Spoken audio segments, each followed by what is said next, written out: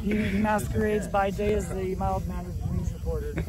By night, he's the All right, let me back up a bit here. And of course, I'm talking to Coach Dickutt, Tyler Husch. Man, it's been a while since we've had a conversation. Of course, Payton Dickutt. And well, first of all, Coach, how do you feel about your boys and girls today? I thought we did all right. I mean, we had about a 2 hour and 15-minute delay for Phantom Lightning, but I mean, so we kind of hung out and slowed down a while, and but then we came out and got a really quick warm-up, especially for the girls.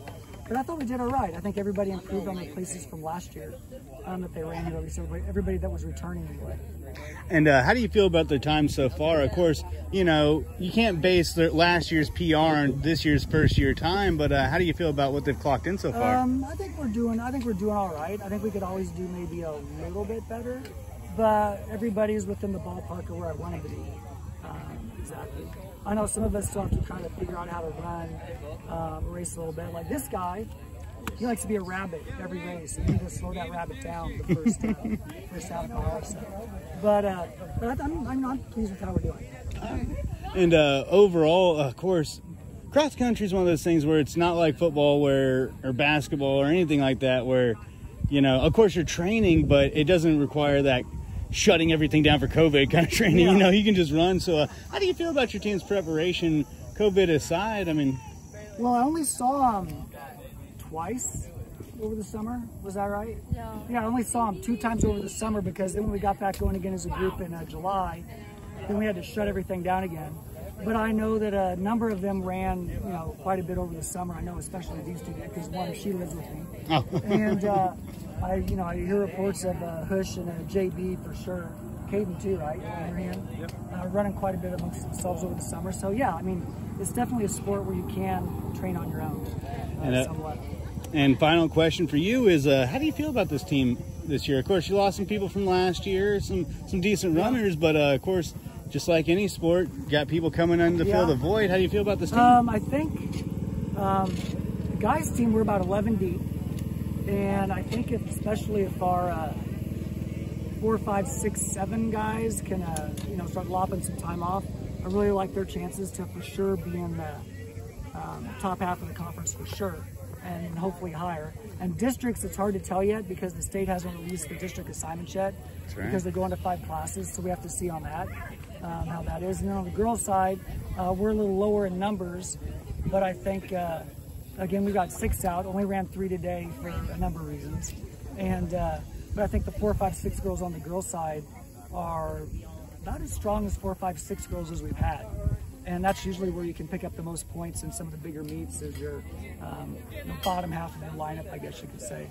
Kind of like baseball, you expect your 1 through 4 guys, but you like those 7, 8, 9 guys to come through too, which is kind of somewhat of an analogy, I guess. No, it's a good analogy. It makes sense because, you know, you can't only just have one person finishing first every single race. You'd still lose the race. That's right. You need to have those 4, 5, 6, 7 people that they really carry a lot of the load on the races, and that's one thing I really try to preach to our kids is, it's great to be the number ones, all right, but you got to also rely on those other teammates that you got.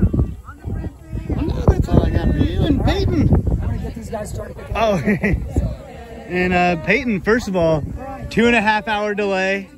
Not a lot of time to get warmed up. Kind of how'd you adapt to that?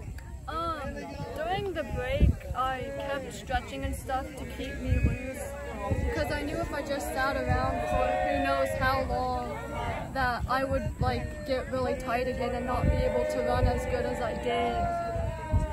Overall, I'm actually pretty impressed with how I ran because we were supposed to run at 8:15 and our race started at 10:15, and then we had to run through all that mud and stuff, and by the end it just felt like there were bricks on my feet. It was insane. And speaking of which, there wasn't a lot of time for that rain to seep into the ground. It was a muddy mess in a lot of spots. What was it like just doing this race today? It was probably one of the hardest races I've done, both physically and mentally, because by the time I ran, I was like, I want to go home.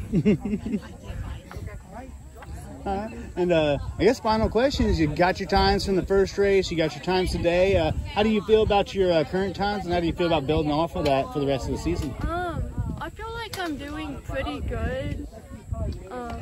It's really weird being the #1 runner because the past 2 years I had been either 5th or 3rd in the lineup, so it's kind of a lot of pressure, so that encourages me to like keep running as fast as I can to the best of my ability. Well, no, that's all I got. And Tyler, thank you. No. And Tyler, first of all, while she got the wet course, you got the humid, hot course. Kind of, what was that like? Not only working through the mud with this heat that's just suddenly crept up. I didn't really feel it in the first half of the race, but the second half of the race, when we were coming back up that hill through all the mud, I really started to feel it. And then, especially at the end when I had to push it, I really just did not want to. And this was a race where it wasn't, 3 A's versus 3 A's or 1 A's or 2 A's. I mean, this was the entire KC Metro. How do you feel about your finish today? I feel like it was pretty good. There's always room for improvement.